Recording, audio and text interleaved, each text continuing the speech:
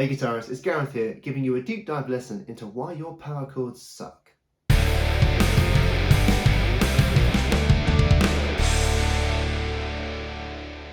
Before we get into how to stop your power chords from sucking, I'd like to show you a few things that I've come across over the years while teaching, as you might go, that's what I do. So the biggest thing I see from students is that they have their wrist in the wrong angle. They tend to have it straight and clamped around the guitar like this, okay? This doesn't allow easy stretching, and actually look, my arm's coming in and stuff, and also it doesn't let the strings. I'll do it on the 4th fret. Here you go. Yeah, I'm not muting any of the strings I don't want to play from this grip because it's just really, it's really hard to do. And muting is very important on the electric guitar especially. And also this is just not comfortable. Certainly not for most people that I've seen. To be honest, I've been teaching a long time and this has never been comfortable for anybody that I've taught. So I would really recommend staying away from that one. Now you might be doing this grip and it sounds okay because you're really accurate and stuff, so you can. Now that sounds okay, but it is bad form, especially when we are looking into more advanced things like bar chords, which, man, are the devil's work. Another thing I see is the wrist is at a good angle, but the fingers are too over curled. They're too on point. This is probably from years of being told to use the tip of your fingers all the time. Or it might be the fact that the elbow is too flared out, or the shoulder is too forward, or even that the arm is glued to the leg like this. Now none of this sparks joy.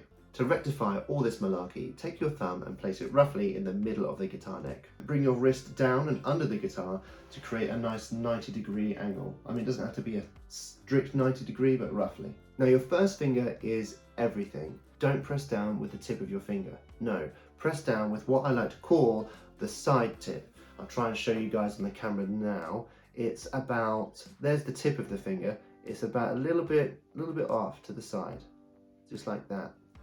Now this is really important because if you do so, and I'm doing it on the 4th fret here, you get this nice curve in your first finger. I'm trying to get the other fingers out of the way. This nice curve in your finger. You're not dead straight like this. And watch my shoulder and elbow as I go to the side finger. It relaxes all of it. My whole arm is nice and relaxed now. Okay, I've got my wrist at the nice angle and my shoulder and arm are relaxed, if that was your problem. Now this mother is the top dog of mutes, and it's really important to mute any unwanted noise on your guitar, okay?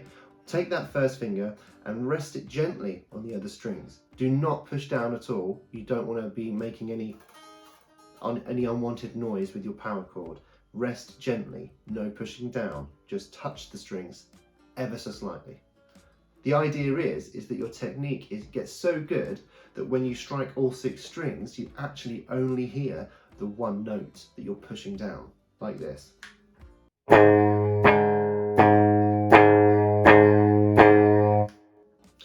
Now obviously you still heard the percussive noise of the pick hitting the other strings, but you get my point.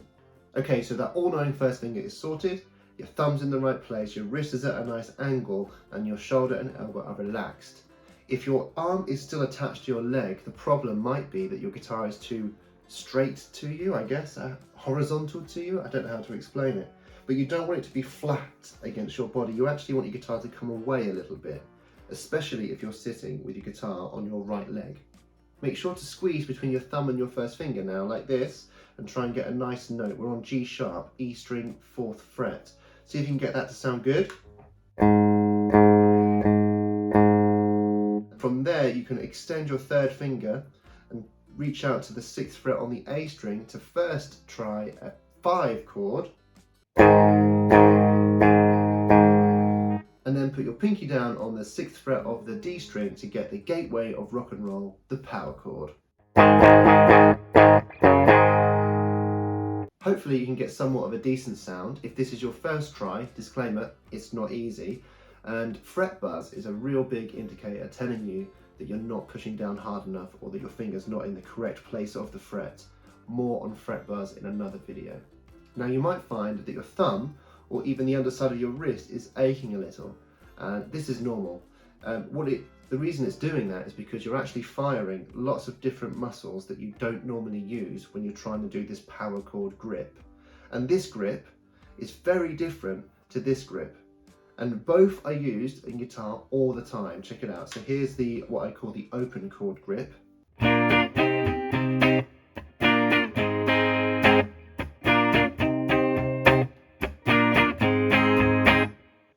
And here's the power chord grip.